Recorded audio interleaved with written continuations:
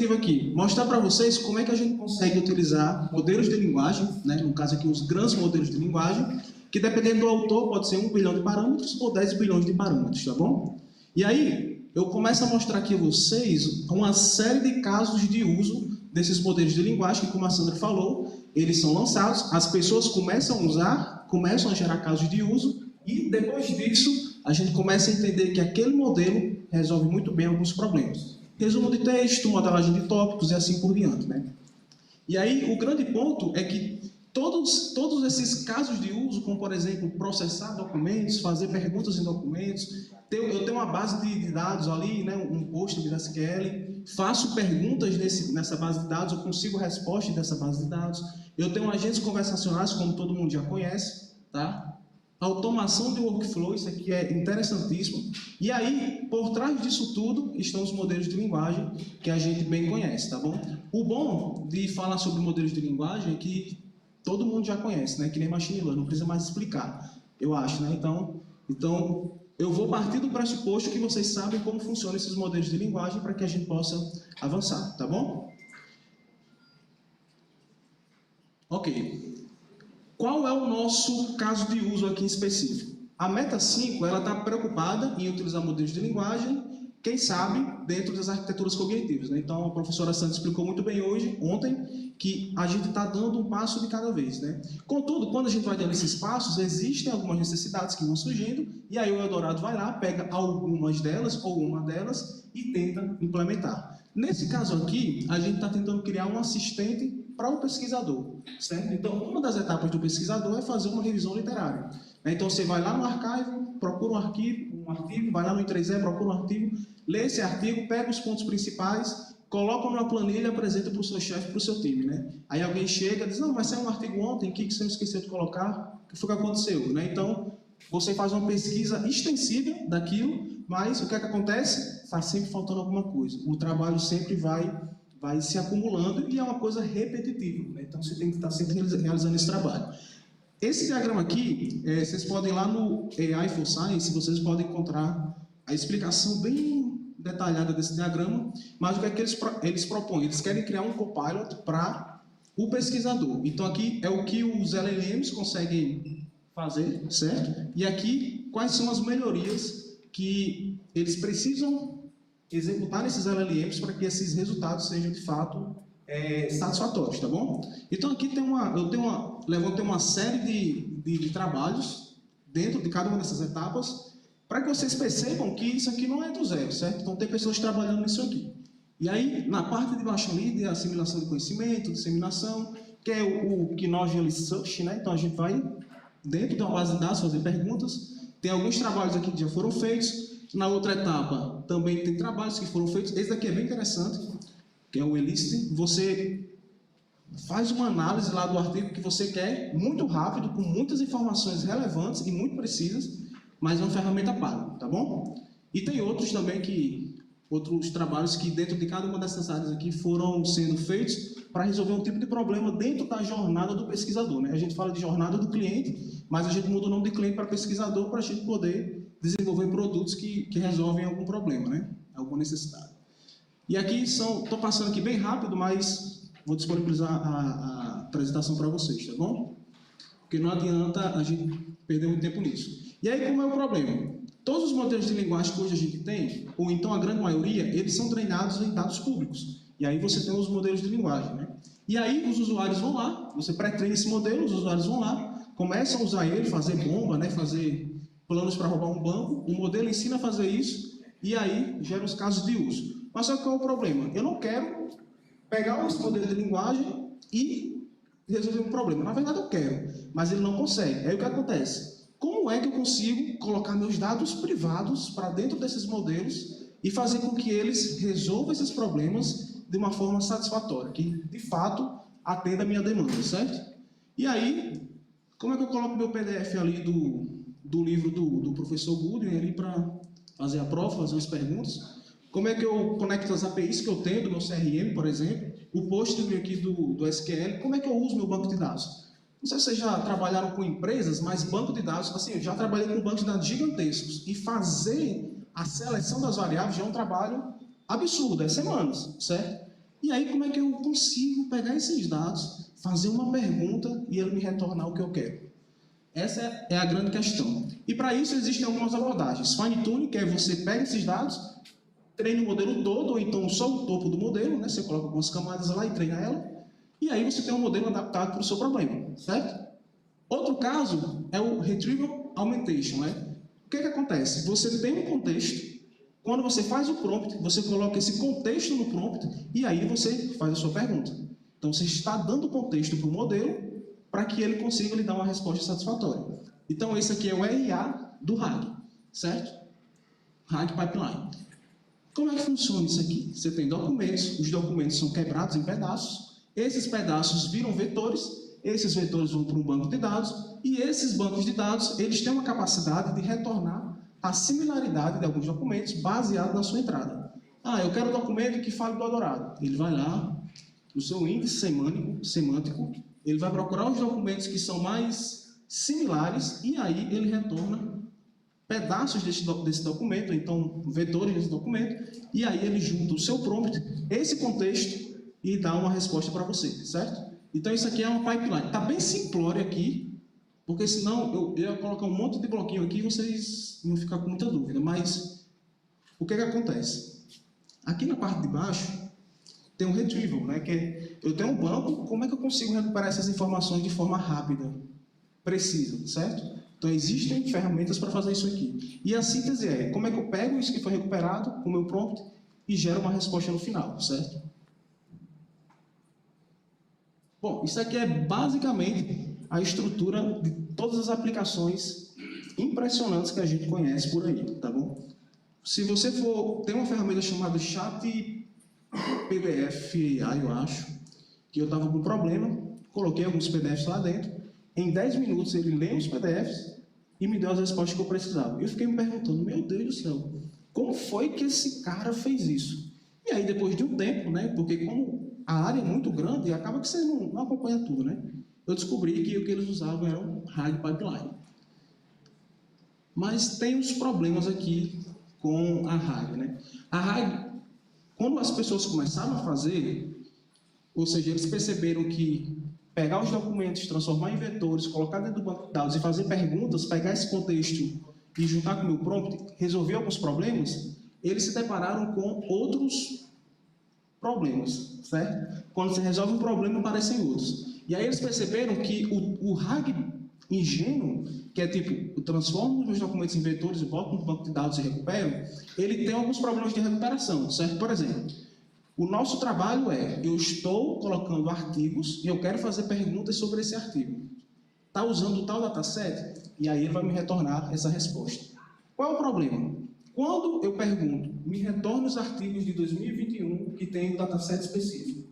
Na hora que ele retorna, ele faz esse retrieval, essa recuperação da informação, ele vai retornar uma série de possibilidades, e essa série de possibilidades vai ter 2021, 2022, 2023. E ele vai recuperar de uma forma que ele não vai me dar a melhor, que é o artigo 2021. Então, é um erro na recuperação, na hora que ele ranqueia as possibilidades, certo? E a perda de recal ali é quando eu faço uma pergunta que tem dentro daquele documento, mas ela não necessariamente vai ser respondida com aquele documento. Então, ele perde o contexto. Tem algumas informações que fazem sentido da minha pergunta, mas como tem a resposta lá, ele vai me dar uma resposta totalmente alucinada. Então, ele não vai me dar uma resposta satisfatória, tá bom? E aí, esses sistemas RAGs aqui, eles ficam desatualizados com o tempo. Então, como é que eu fico atualizando esse sistema para que as informações, por exemplo, do archive sejam sempre alimentadas no meu banco de dados, tá bom? E a geração de resposta não são tão boas, né? Dependendo de como você faz, alguns parâmetros, elas vão ser redundantes. Você vai sempre perguntar uma coisa diferente, eles vão ficar sempre respondendo a mesma coisa, certo? Isso acontece muito com artigos, principalmente porque a formatação do PDF, elas são muito diferentes. Se você for lá no archive, artigos sei lá, para Nature, você vai ver que dentro dessa própria revista, os layouts vão ser diferentes, né, quando está lá. Então, lidar com o layout do PDF já é um grande problema. E aí o pessoal começou a fazer algumas perguntas aqui. Como é que a gente consegue melhorar os nossos dados? Oi.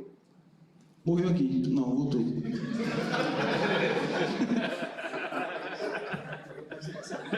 Morreu mais facilmente. Como é que a gente consegue colocar informações adicionais além do meu banco bruto, certo? Então, essa foi uma das perguntas. Como é que eu consigo otimizar as representações do meu embed? Como é que eu consigo melhorar meu ranqueamento das melhores respostas de contexto que eu posso ter? Como é que eu consigo usar esses LLMs para uma geração mais precisa, certo? No caso aqui na síntese. E aí eles perceberam que tem 4 grandes problemas nesses RAGs, que eles separam com otimizar os dados, melhorar os embeds, melhorar o retrieval e melhorar a síntese da resposta, tá bom? E aí, como a gente já sabe que tem problema e precisa otimizar esse RAG para resolver esses problemas, a gente precisa de métricas para saber se realmente está sendo otimizado, certo? E aí existem 2 formas de você avaliar um sistema RAG. A primeira forma é você analisar componente por componente, certo? Aí vai depender muito do componente, a métrica, e uma forma de você avaliar end-to-end, né? Do início ao fim, todo o seu sistema, certo? E aqui a gente conseguiu desenvolver esse sistema RAG aqui bem inicial, certo? É um dos produtos aqui dessa parte. E depois a gente analisou 3 ferramentas para usar como comparação para o nosso sistema RAG mais avançado, certo? Que é o outro nível de RAG que a gente tem. Tá? E aqui foi só na síntese, né? Como é que a gente avalia a síntese? Eu tenho documentos, eu faço perguntas para esse documento, eu crio uma resposta padrão para esse documento, a resposta certa, e eu faço essa resposta para o nosso sistema RAG. E aí eu vou dando contextos para ele. Como é que a gente dá contextos? Zero shot, one shot, few shot. Quanto mais shots, mais contexto, certo? Então, no zero shot eu faço a pergunta direta e ele vai me dar uma resposta e eu comparo. Aquilo ali, aquela síntese. One shot eu dou um contexto, uma coisa a mais, depois faço a pergunta. Full shot, 2 contextos e a pergunta que eu quero. E aí ele vai me dando a resposta na síntese e eu vou avaliando como humano se aquela resposta ali está sendo satisfatória. É uma das formas de avaliar isso. Mas existem... Não sei por que o PDF aqui não está atualizado, mas existem outras ferramentas que fazem isso aqui, certo? Que é o Ragas. Ele faz tanto a avaliação bloco por bloco, quanto a avaliação end-to-end. Que são as métricas que estão sendo usadas no estado da arte. Que é relevância, confiabilidade da resposta e assim por diante, tá bom? E aí, onde é que a gente está? A gente está aqui, vou aqui mudar para o outro lado. A gente começou com um sistema ingênuo, certo? Um sistema que ele funciona, mas ele alucina, ele não consegue recuperar os artigos da forma como a gente quer, ele perde muita informação. E aí a gente começou a aplicar algumas técnicas, né? A primeira técnica que a gente aplicou, que fazia sentido, foi o filtro de metadados. É muito interessante com artigos, porque você tem título do artigo, você tem o autor, você tem um ano e assim por diante, né? Então, quando eu faço a minha pergunta, naturalmente eu insiro metadados nele. Se meu sistema RAG não consegue filtrar metadados, a chance dele me dar uma resposta boa é muito pequena, concorda? Então, a primeira aplicação que a gente fez de melhoria no nosso sistema foi um filtro de metadados, que aí, na hora que o meu RAG ele retorna as respostas possíveis para o meu contexto, ele vai retornar uma coisa interessante. Por exemplo, artigos de 2021, vai vir só artigos de 2021, não vai vir artigo de 2023, compreende? Então, isso é um filtro de metadados. Chunk size. Isso aqui, cara, tem uma influência absurda na qualidade do seu RAG. Porque dependendo do tamanho do seu chunk, muda totalmente, né? Pode ser 50, pode ser 100, 200, 500, 1000, certo? Os modelos open source, eles têm como padrão 512, certo? Mas o da OpenAI você pode botar 1000 lá que ele funciona bem, tá bom?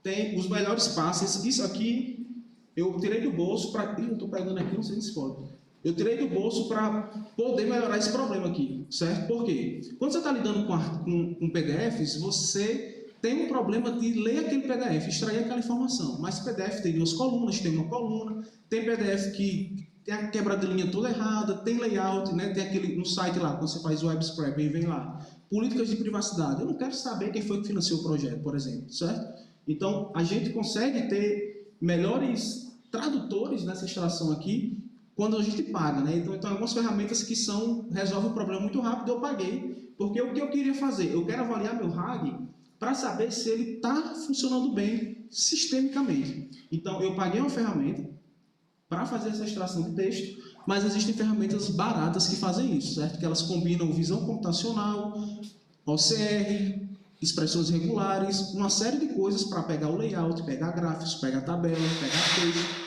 pegar parágrafo, certo? Então isso aqui foi uma coisa que a gente fez, essas três coisas aqui. Aqui desse lado aqui, a gente aplicou o Rerank, né? E aí foi outra ferramenta que a gente usou, que foi o Query, certo? Nossa, mudou drasticamente o resultado. Enquanto os meus resultados finais estavam assim, capengas, né? Tá recuperando, mas não vale a pena mostrar isso aqui para o meu filho, certo? Então, quando eu coloquei outra ferramenta aqui que fazia um ranqueamento mais inteligente, o RAG mudou o resultado drasticamente, tá bom? Tem outra forma aqui de implementação que eu estou testando, que é o Small to Big Retrieval, que é quando você, em vez de mandar o texto todo, você manda sentenças. Porque aí, quando o LLM for ver isso aí, ele não vê aquele blocão de texto, ele vê a sentença. E a sua pergunta, às vezes, está dentro de uma sentença e não de um blocão de texto, certo? Então, você melhora o retrieval do seu RAG. E é aqui que a gente está, certo? Os próximos passos são, eu tenho datasets eu tenho papers de modelos de linguagem. Então, eu faço um fine-tune no meu gerador de embeds, que gera os vetores para ir para o banco de dados, certo? Por exemplo, eu faço um fine-tune para melhorar a representatividade. Faço um fine-tune no LLM, por exemplo, para fazer uma melhor geração. Mas isso aqui são coisas que eu não quero ir agora. Por quê? Porque são mais caras computacionalmente, tá bom? Mas, obviamente, né, se o Matheus está aqui não, né? Matheus botar o dinheiro aí, a gente pode ir além. Tá bom?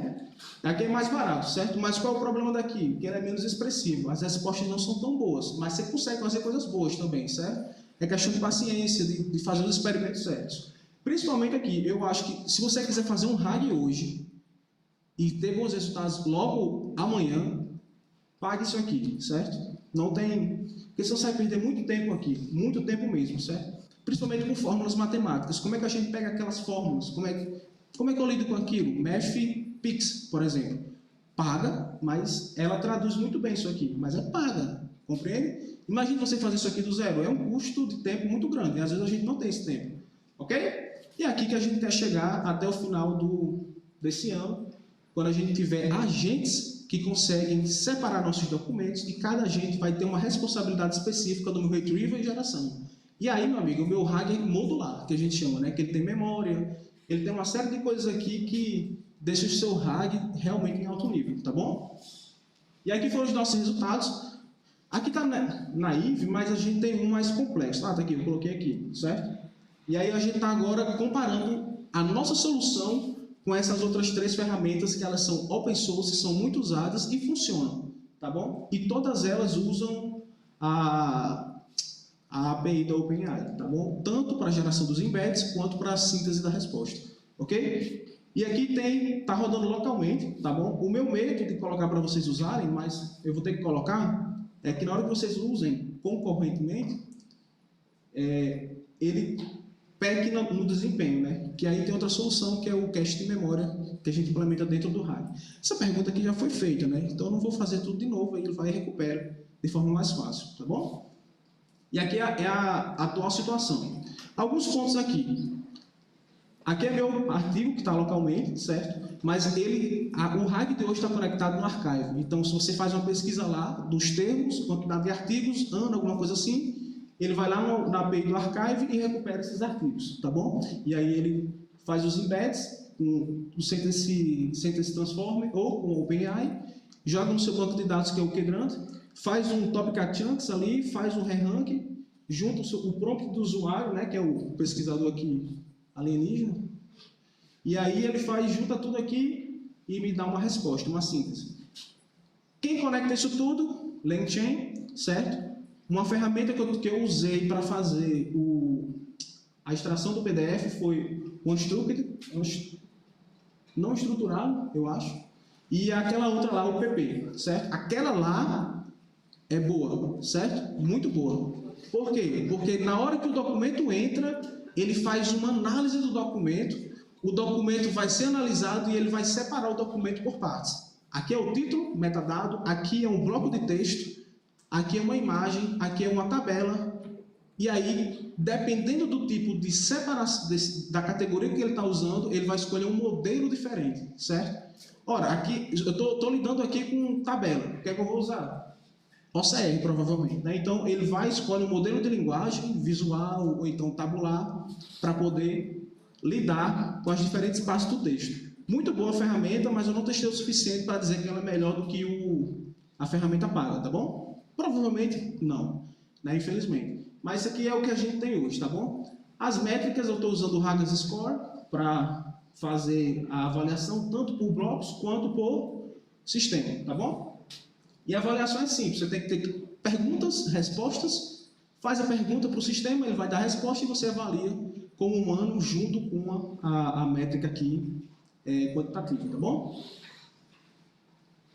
Os próximos passos, agentes modulares em mobile, que isso é importante. E quando a gente tiver esse agente modular em mobile, a gente pretende combinar ele com modelos LLM de visão inspecional. Existem alguns modelos em mobile que eles inspecionam o seu rastro de uso. E aí eles aprendem esse rastro de uso. Aí você fala, agende uma data no meu calendário. Ele vai lá, o seu rastro de uso, e agenda uma data, tá bom? Então, como é que a gente junta um sistema RAG, que todo mundo tem PDF no seu celular, todo mundo tem planilha no seu celular, todo mundo tem imagem no seu celular. Como é que a gente junta a RAG com esses agentes mobiles, tá bom? Então, é o nosso objetivo. Perguntas fáceis? Isso é fácil.